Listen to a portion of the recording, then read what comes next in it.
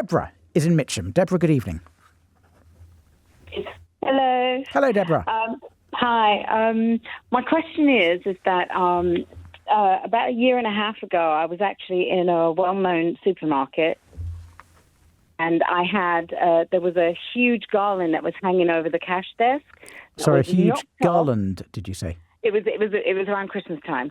Okay. So it was a cardboard garland that they had placed over the cash desk, and it got knocked off, and it actually landed on the side of my neck. Now, I didn't realize until I couldn't really deal with it. Nobody said or did anything at the time. It was busy behind the cash desk, and it was busy in front of the cash desk. But nobody said anything or did anything. And I said to them, okay, well, I feel okay at the moment, but I had a really important appointment that I had to rush to. So I said, if I'm going to come back the next day and fill out a form. And they said that was fine. So I spent about 3 months every single day, first thing in the morning before going to work, stopping into the store to ask for a manager. And they'd always say, okay, I'll go and get a manager. And then the person would come out. Deborah, and then I'll explain I have the feeling that, unless I ask you to get to the point, this is going to be quite a long story. Sorry. Basically, a manager was never available in order for me to actually fill out a complaints form. And so as a result of that, I've been having a sort of like ongoing pain going down my back. Now, I would like to know how can I take this forward? Because up to now, I still haven't been able to get hold of a manager. All right. You said it was a large store. Thank you for not naming them. But I'm assuming they have a head office? Yes. Did you think about emailing the head office? I hadn't. Okay. Do you think the store is likely to dispute that the accident happened? They shouldn't do, because there was 3 cashiers at the back. The store was full. Do you know their names? So, do you have their names? I don't have their names, but they are regulars that work in there. Would you recognise them if you went back in? Yes, I would. You could would get their names. Okay. Yes. Now, the store is only going to be liable if it was negligent, if it was at fault, if it should have done something to avoid the garland falling off and hitting you on the side of the neck. What makes you think that the store was at fault as opposed to this being an accident? What was the mechanism by which it fell off? Well, it was just on a hook. It was literally just on a hook over the cash desk. They had screens up in front.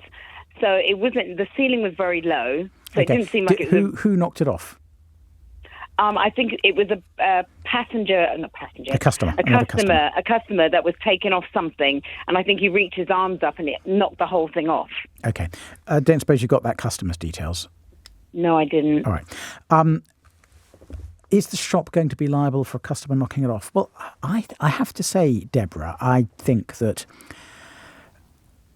the shop probably hasn't been negligent here, because to prove the shop was negligent, you'd have to show that it had a legal duty to not just hang it from a hook, but to somehow use adhesive or something else to hold it in place. I don't think a shop's obligation goes that far. I think putting it on a hook is a perfectly normal thing to do.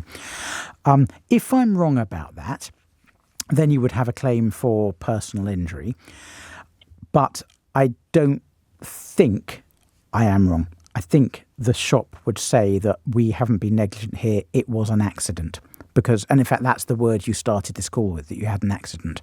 Because shops aren't responsible for accidents. They're only responsible if they've been negligent, and that negligence has caused the accident.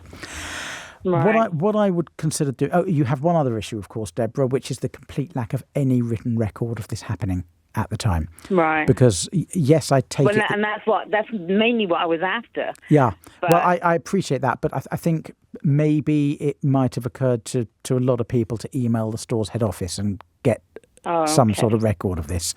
But I completely understand it didn't occur to you, completely understand it didn't occur to you to contact customer service. But if the store denies this happened and you can't find witnesses to it, the fact there is no written record of this happening for several months, with one caveat I'll come to in a moment, might mean a judge prefers their recollection, the store's recollection.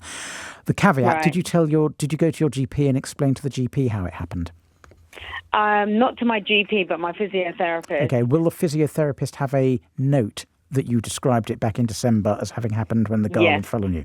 Okay, well, that's helpful to prove it happened that way. What I think you should do is go to a firm of no-win, no-fee solicitors who specialise in personal injury. There will be many in Mitcham, or certainly around the Mitcham area. Right. Tell them about it. Seek a second opinion. And if they think the case has legs, they'll represent you for free. I don't think the case has legs, though, I'm afraid, Deborah.